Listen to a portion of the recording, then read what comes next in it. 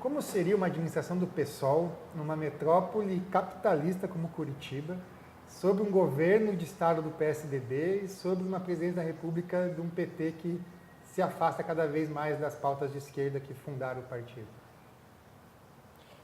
Essa é a grande pergunta, né? E a gente pode olhar para o mandato do Gilcimar, né, no Rio de Janeiro, que agora teve a represália de uma administração do PSOL.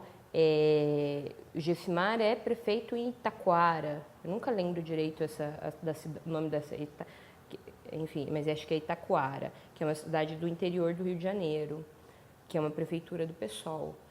E ele é repreendido de tal forma que ele teve recentemente o mandato cassado pela Câmara, que é oposição, que é de direita lá, né, que é reacionária. E algo que me emocionou demais é que os trabalhadores da cidade entraram em greve geral. E, ó, me arrepia. Isso me arrepia mesmo, me emociona, porque é muito forte. Então, construir um mandato executivo na cidade de Curitiba, inclusive, porque daí não é só governo do estado, Dilma, é também a Câmara Municipal, porque o governo do estado, Dilma, é algo que você consegue, mas você ser boicotado na própria municipalidade, que eu acredito que é o maior desafio do que o Beto Richa e a Dilma. Na realidade, é uma Câmara reacionária, que é o maior desafio de uma prefeitura mantida pelo PSOL. E aí esse desafio, ele vai ser sustentado por um mandato popular, um mandato que vai se construir junto no diálogo e na participação efetiva da população. E para mim, especialmente das mulheres mães, das crianças, porque eu acredito que as crianças também podem agir na municipalidade, no construir político, em participar desses espaços de debate. Então, o desafio ele é superado pela participação popular. Vamos falar um pouquinho da cidade, então. Primeiro, eu queria que você fizesse um balanço aí da gestão Gustavo Frutti. Pois é. Primeiro, a gente tem que olhar para o Frutti e pensar de onde que ele veio, né? Porque o Frutti, ele não surgiu... O Frutti tem um histórico dentro do PSDB. Até os 45 do segundo tempo da eleição de 2012, o colocaram, ele estava no PSDB, ele jantava junto e sentava junto com o Beto Richa. Então a gente, assim, olha para o Frutti, ele não é uma alternativa, ele não é uma opção para Curitiba, na medida em que ele era do mesmo grupo do Richa, né? E porque o grupo interno do Richa não o apoiou, é que ele saiu do partido, foi para o PDT, por ver no PDT a possibilidade de ser candidato.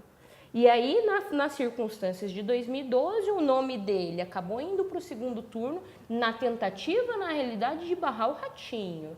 Que o Ratinho tinha uma certa rejeição, o Dutti também tinha uma rejeição grande. Então, o Frutti nunca foi uma opção vista pela população para Curitiba de forma... Foi muito assim, não queremos esse cara, nananã. Então, ele chegou na prefeitura nessas circunstâncias. Ele tem dificuldade dentro da Câmara, mas ele não tem apoio popular, né, da população no mandato dele, a fim de enfrentar a dificuldade que ele tem na Câmara de Administração.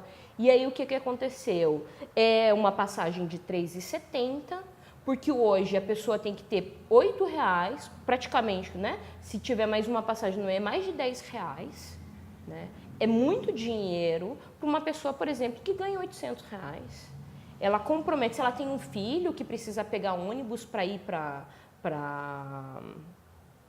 a escola, e o passe aqui não é um passe livre, o passe é meio passe, mesmo sendo metade de 7,30, é mais do que eu pagava quando eu fui estudante.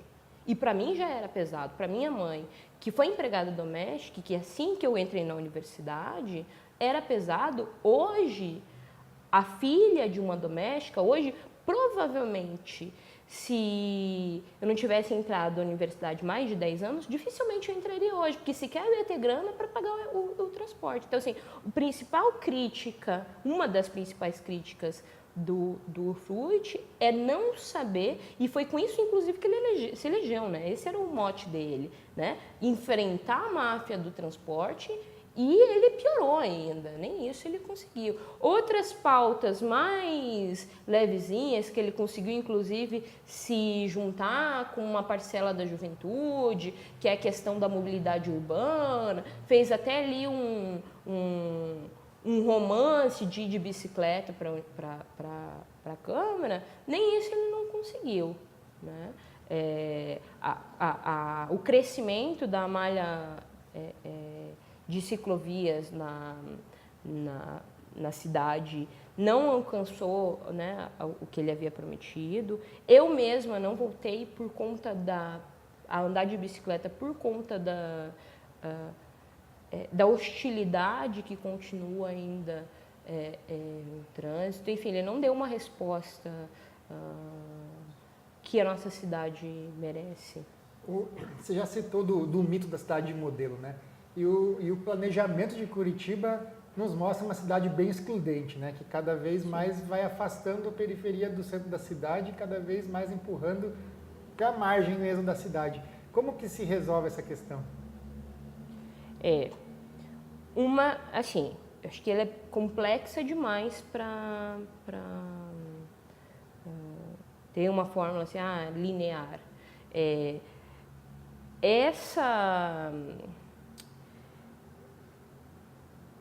Não é afastamento, mas esse empurrar a população trabalhadora, né? Esse retirar, higienizar a população trabalhadora da cidade, porque hoje em dia elas não vão mais para a periferia, elas vão para cidades da região metropolitana já, né? Enfim, né? Lugares que não tem...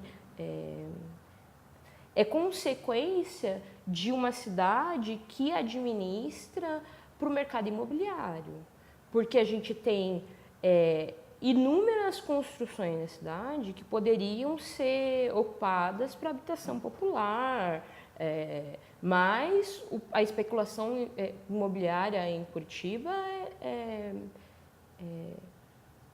é ultrajante, né? Quantidade de prédios vazios. Então, primeiro fazer valer a legislação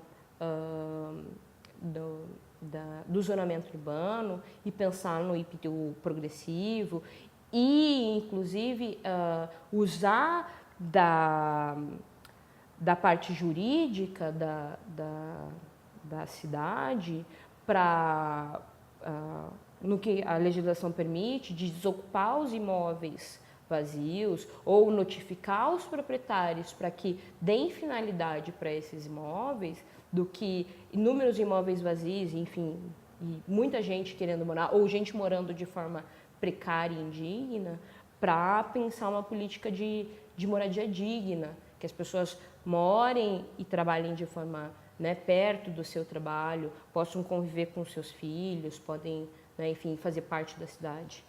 Você citou a ausência do enfrentamento à máfia do transporte. Qual que é a sua proposta para o transporte público?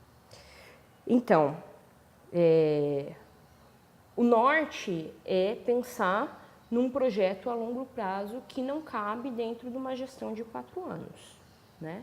Que é pensar numa empresa pública de transporte. Isso não é algo que é cabível em 4 anos, mas é algo que pode ser assumido e começar a ser implantado dentro de uma gestão, mas é algo que vai extrapolar, né? Então, esse é o norte, né?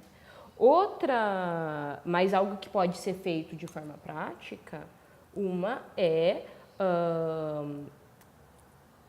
as empresas hoje de ônibus, elas têm sede em fantasmas, né? Elas sequer têm domicílio, né? Domicílio não, mas enfim, endereço fixo.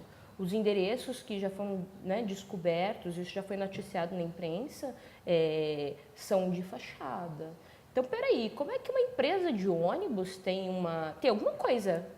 Porque não é só para mim que sou errado.